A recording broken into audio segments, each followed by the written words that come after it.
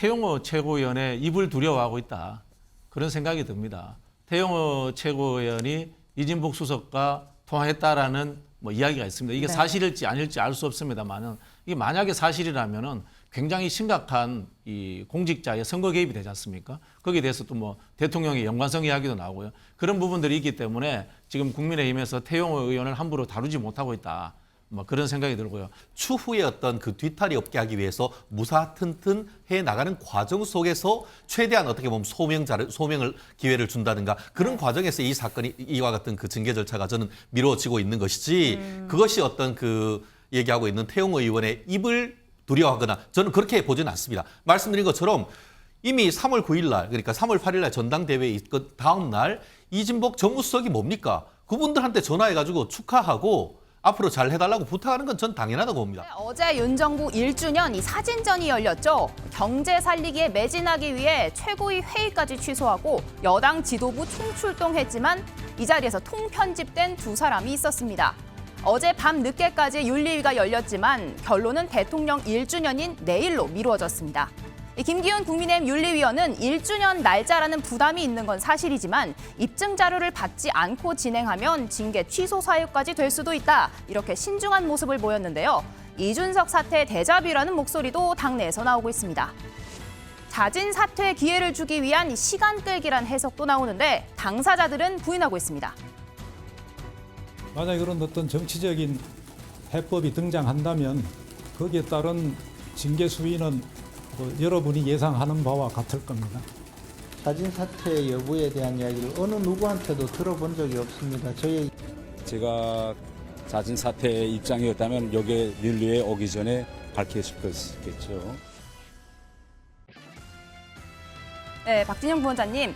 공교롭게도 날짜가 겹쳤습니다. 대통령 1주년에 지도부 2명의 징계 결정이 나오게 됐는데 일정을 조금 미룬 게 사실입니다. 자진 사퇴 압박이라는 해석도 나오는데요. 어떻게 보십니까? 저는 그 태용호 최고위원의 입을 두려워하고 있다. 그런 생각이 듭니다.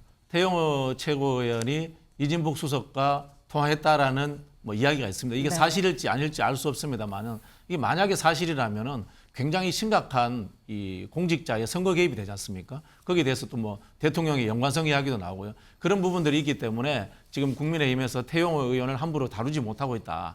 그런 생각이 들고요. 사실 태용호 의원이 이진복 수석과 통화했다 안 했다라는 것보다는 사상 관련 발언들이라든가 또는 김구선생 관련 발언들이라든가 이런 것들 자체가 한국 사회 보편적 인식과 완전히 다르기 때문에 정당 활동을 할 수 없는 수준의 사고 체계를 가진 분이에요. 징계해도 되는 겁니다. 근데도 못하고 있다. 이건 뭐냐? 제가 봤을 때 혹시나 태용호 의원이 지금 상황에서 이진복 수석과 통화한 것이 사실이다. 이런 이야기하면 어떡할까? 라는 그런 저는 두려움 때문이 아닌가 그런 생각이 듭니다. 네. 그래서 일정을 연기하고 있다 이렇게 보시는 건데요. 최진현 변호사님은 어떻게 보십니까? 이게 이준석 전 대표의 대자뷰다 이런 얘기도 제가 드렸는데 절차상의 문제가 없도록 굉장히 신경 쓰는 모습이 보이는데요. 그렇습니다. 말씀처럼 어떤 징계 처분이나 형사 처분이 있을 때는 그것이 절차적 내용과 실체적 내용이 정확해야 나중에 뒤탈이 없습니다. 특히 아까 나왔습니다만 황정근 윤리위원장 같은 경우에는 판사 출신 법조인입니다. 나아가 선거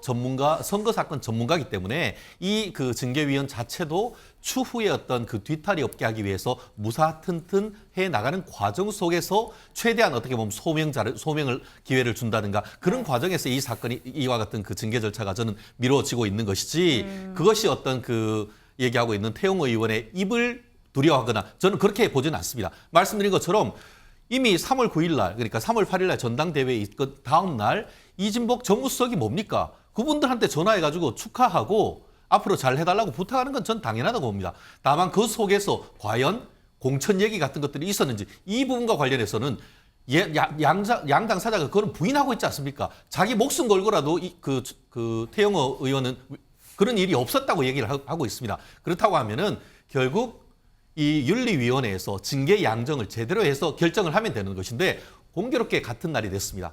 빨리 신속한 결정이 전 필요하다고 봅니다. 네, 말씀 잘 들었습니다. 다음 앵커의 픽 영상으로 만나보시죠.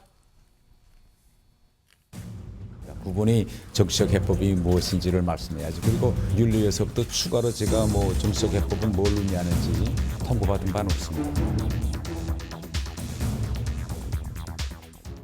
최진영 변호사, 앞서 우리 뉴플리에서 윤리위원장 얘기를 들어봤지만 정치적 해법에 따라서 뭐 징계 수위는 여러분들이 생각하는 거하고 비슷합니다라고 얘기를 했습니다. 저도 이제 생각하는 게 있는데 지금 태영호 최고위원의 발언을 들어보면 그분이 정치적 해법이 뭔지를 말씀을 해주셔야지로 얘기를 하거든요. 자, 그러면 정치적 해법 이거예요 얘기를 하면 그거 따르겠다는 얘기인가요?